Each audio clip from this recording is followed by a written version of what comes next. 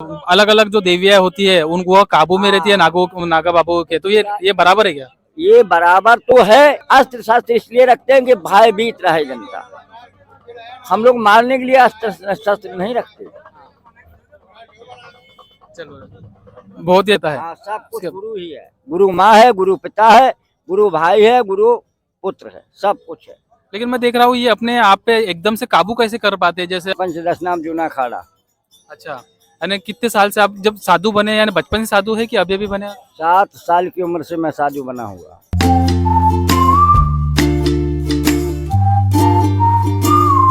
जी मेरा नाम है कुणाल, नाम है मेरा और आपके बारे में थोड़ा जानना चाह रहा था कि आप कहाँ से आए हो?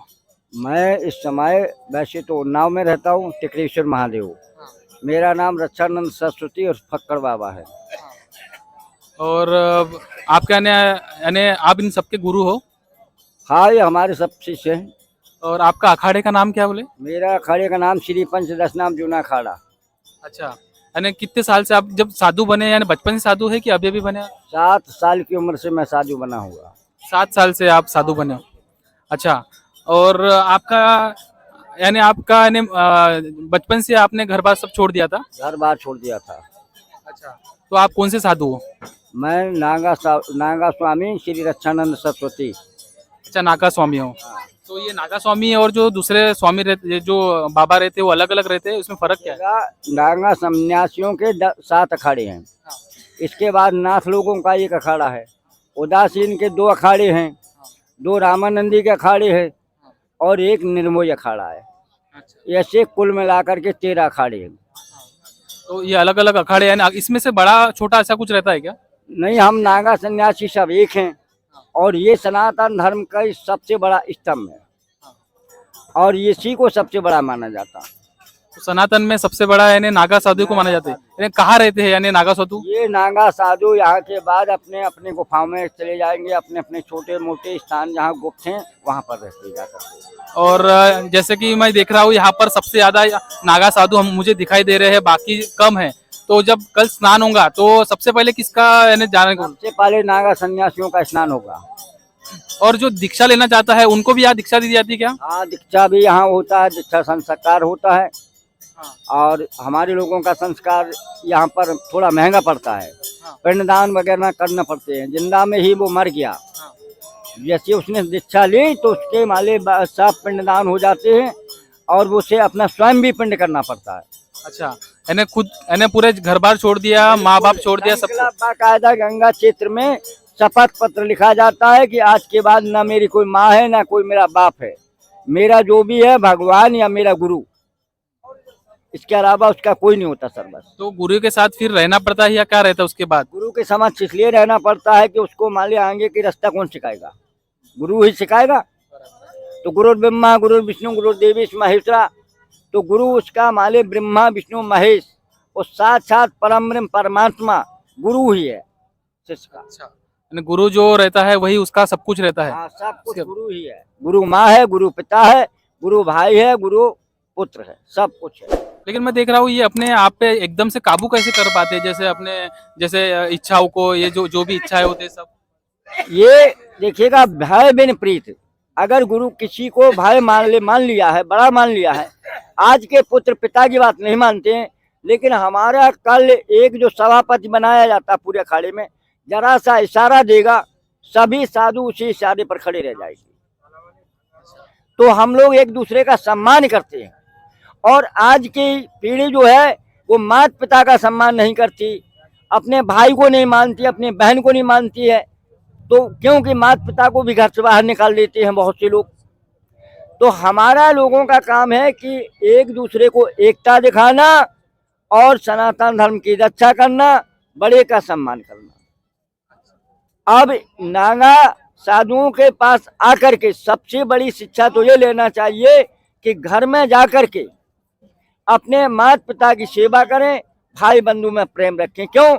आज आप जीवित हैं, आपके पास शरीर है, खून है, पैसा है, कल ये कुछ नहीं रहेगा। हाँ, तो आप भी बूढ़े होंगे, आपके पुत्र आपको ठोकर मारेंगे। इसलिए सनातन धर्म का एक शिक्षा भी है कि सभी को अपने माता पिता भाई बहन में मिलकर के रहना चाहिए। पैसा इकट्ठा करना सरल है, लेकिन समाज में रहना और समानता बनाना कठिन है। नहीं, जैसे कि आप देख पा रहे हैं कि बाबा जी ने एक बहुत ही अच्छी बात कही है कि ये जो कम हो रहा है समाज के साथ रहना, अकेला रहना, सिर्फ मियाँ बीवी रहना, यही आजकल का ये ट्रेंड बनता जा रहा है। लेकिन बाबा जी ने जो बात कही है वो बहुत ही अच्छी बात की है। और बाबा जी आप ये बताइए कि जैसे ये नागा साधु से लोग डरते हैं, क्या ये डरना चाहिए या नहीं?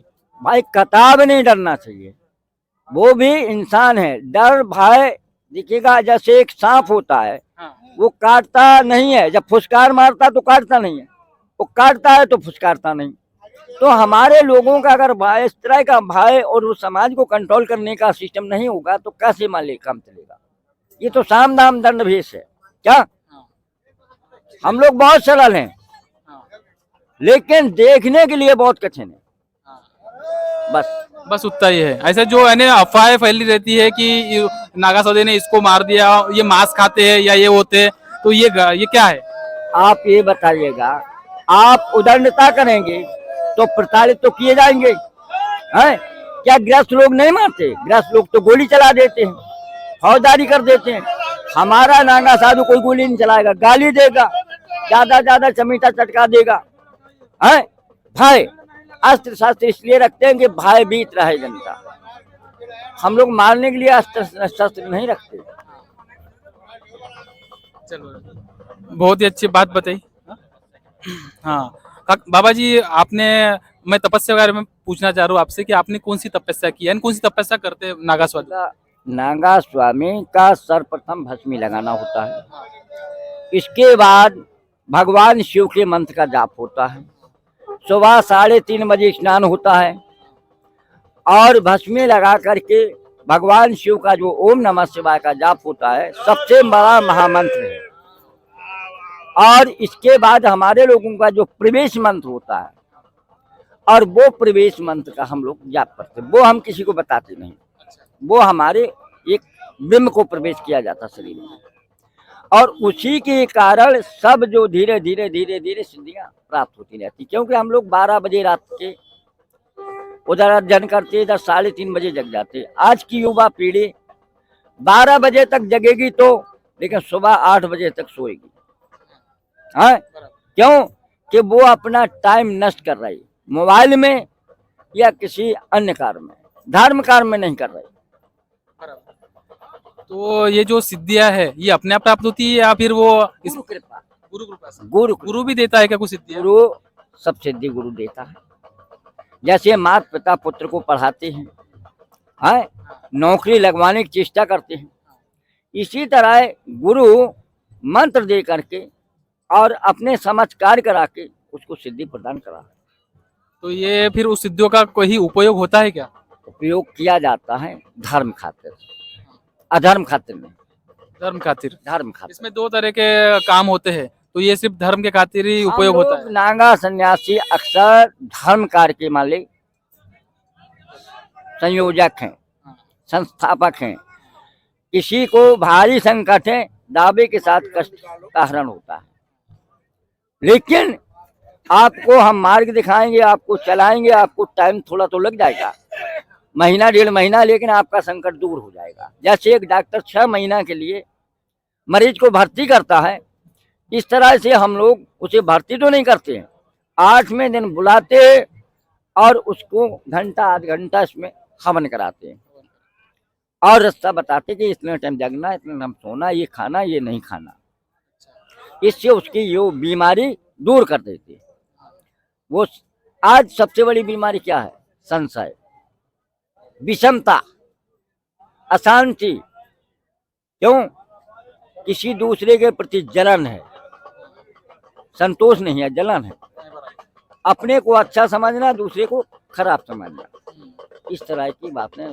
तो आप कह रहे हैं कि जो हिंदू धर्म है इसको बचाने का काम नागा साधु कर रहे हैं? नागा साधु आज क्या, इसके जब ये स्वतंत्र भारत नहीं हुआ था तो नागा साधुओं ने लाखों ने अपने प्राणों की आहुति दे दी। हमारे जो नागा साधु थे उन्होंने बाकायदा देश के लिए लड़ाई लड़ी। आज भी अगर प्रधानमंत्री ये आदेश कर दे कि हमारी फौज कमजोर पड़ रही है तो हमारा नांगा फौज खड़ी दिखाई देगी। जय सनातन। हाँ बाबा जी, मुझे बताइए कि आपके सिद्धियों के बारे में थोड़े मुझे बताइए, क्या सिद्धि है आपके पास, कुछ है क्या? देखिएगा हमारे पास सिद्धि है, वो दिखा नहीं सकते हम उसको। थोड़ी सी जानकारी हम बताओ। ऐसा है कि अगर कोई संकट में है इंसान, अगर आता है हमारे पास तो अपनी दिव्य दृष्टि से उसके गांव का ठिकाना बता देता हूँ कि ये स्थान बना है, इसकी तुम पूजा नहीं करते हो या तुम्हें पितृदोष है, क्या कहा, और उसी के लिए शांतिकरण वाला हवन करते हो। तो ये कहा जाता है कि जैसे अलग अलग जो देवियां होती है उनको काबू में रहती है नागा बाबू के, तो ये बराबर है क्या? ये बराबर तो है, लेकिन जिसने जिस तरह का कार्य करना, क्योंकि उंगली 5 एक नहीं है, हाँ, एक ही इंसान की। इसी तरह हमारा नागा साधु अलग अलग गुण में विलीन है। तो आपने कभी इन्हें उनको देखा है, आप बता सकते हैं कुछ उनके बारे में? क्या बारे में बता सकते हैं, क्या यानी पूछना है? यानी इस देवी के बारे में बताइए। मेरे इष्ट देवी कामाख्या है। कामाख्या। सबसे बड़ा होता है कुल देवता, इसके बाद होता है ग्राम देवता, और ग्राम से देवता के पहले होता है पितर देवता। इंसान के लिए यही ब्रह्मा विष्णु महेश हैं, और इनको आज का पीढ़ी कोई पूजा नहीं कर रही। आज के 40 साल पहले चले जाओ, घर घर में इन देवताओं की पूजा होती थी।